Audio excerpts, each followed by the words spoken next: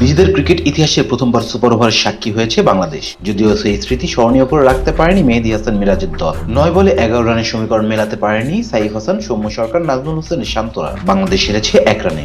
সব মিলিয়ে কেমন ছিল বাংলাদেশের ইতিহাসের প্রথম সুপার ওভার? 11 রান তাড়া করতে নেমেছিল সাইফ হাসান ও সৌম্য সরকার। স্ট্রাইক প্রান্তে ছিল সৌম্য। ওয়েস্ট ইন্ডিজের হয়ে বল করতে এসেছিলেন স্পিনার আকিল হোসেন। তিনি প্রথম বলেই হোয়াইট করেন। দ্বিতীয় বলে 2 রান নেন সৌম্য। সেই বলকে আম্পায়ার নো বল কল করেন। কোনো বল ছাড়াই 4 রান যোগ হয় বাংলাদেশের স্কোরবোর্ডে। তৃতীয় বলে ফ্রি হিট থেকে 1 রান নিতে পারেন সৌম্য। এবার স্ট্রাইক পান সাইফ। নিজের প্রথম আর ওভারের দ্বিতীয় বল থেকে কোনো রান নিতে পারেননি তিনি। তৃতীয় বল থেকে এক প্রান্ত পরিবর্তন করেন সাইফ। চতুর্থ বলে ছক্কা হাঁকাতে গিয়ে ক্যাচ দিয়ে ফেরেন সৌম্য। বাংলাদেশের সমীকরণ দাঁড়ায় 2 বলে 5। সৌম্য ফেরার পর উইকেটে আসেন নাজমুল হোসেন শান্ত। প্রথমে ব্যাটে বলে সংযোগ করতে পারেননি তিনি, তবুও দৌড়ে 1 রান নেন। পরের বলটি আবার ওয়াইড করেন আকিল। এবার বাংলাদেশের সমীকরণ দাঁড়ায় 1 বলে 3 run.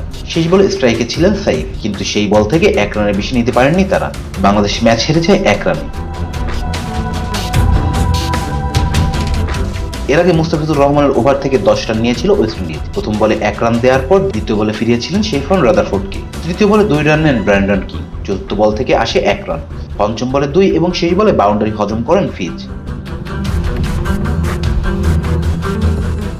Rezan Islam, B sports.